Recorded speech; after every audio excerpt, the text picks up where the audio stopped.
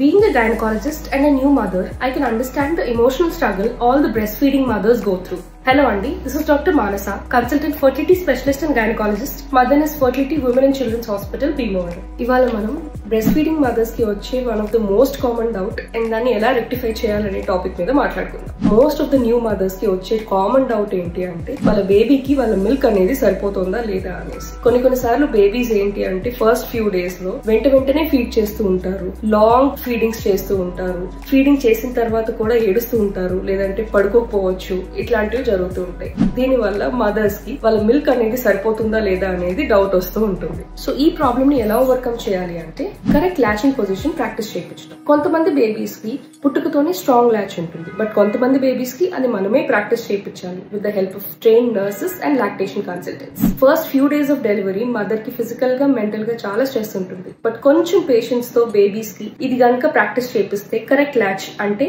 ఉత్తి నిప్పుల్ కాకుండా at least 3/4 of the ఏరియాలను బేబీ లాచ్ చేసి సక్ చేస్తూ ఉంది అంటే మిల్క్ ఆటోమేటిక్ గా వస్తుంది, లాక్టేషన్ అనేది ఆటోమేటిక్ గా ఎస్టాబ్లిష్ అవుతుంది.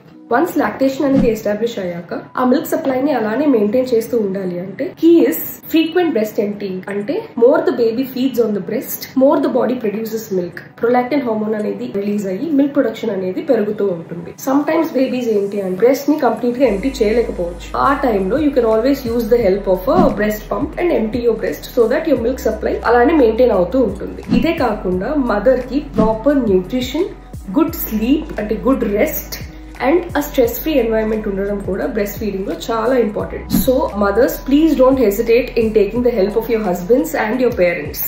సో ఆ ప్రాపర్ సపోర్ట్ సిస్టమ్ అనేది వెనకాల ఉంటే ప్రతి breast feeding journey will be memorable. So ఇవన్నీ ఫాలో అయిన తర్వాత కూడా మీ ఫీడింగ్ అనేది సరిపోతుందా లేదా అనేది ఎలా తెలుసుకోవచ్చు అంటే మీ బేబీ 8 to 10 times యూరిన్ అనేది పర్ డే పాస్ చేస్తున్నారా లేదా, వాళ్ళ యాక్టివిటీ బాగుందా లేదా, అండ్ వాళ్ళ వెయిట్ గెయిన్ బాగుందా లేదా, ఈ 3 things అనేవి చెక్ చేసుకుంటూ ఉంటే మీ ఫీడింగ్ అనేది సరిపోతుందా లేదా తెలుస్తుంది. Every baby is different and every feeding journey is different. ఒక మదర్ బ్రెస్ట్ ఫీడింగ్ చేసినంత మాత్రాన ప్రతి ఒక్కరు బ్రెస్ట్ ఫీడింగే చేయాలని లేదు. కొన్ని కండిషన్స్ లో బేబీ హెల్త్ కండిషన్ వల్ల, మదర్ హెల్త్ కండిషన్ వల్ల, లేదా ఏదైనా ప్రీటర్మ్ డెలివరీ అవ్వడం వల్ల, మదర్ కి కాంప్లికేటెడ్ డెలివరీ అవ్వడం వల్ల బ్రెస్ట్ ఫీడింగ్ అనేది చేయలేకపోవచ్చు. ఫార్ములా ఫీడింగ్ యొక్క హెల్ప్ తీసుకోవచ్చు. That doesn't mean you're doing something wrong. Whatever you're doing for the benefit of your baby. So there is nothing to feel guilty about. Breast feeding అనేది ఎంత important, mother యొక్క emotional strength, mother and baby emotional bond అనేది కూడా అంతే important. So all the mothers who ever have exclusively breastfed, who ever have exclusively formula fed, or whoever had done mixed feeding,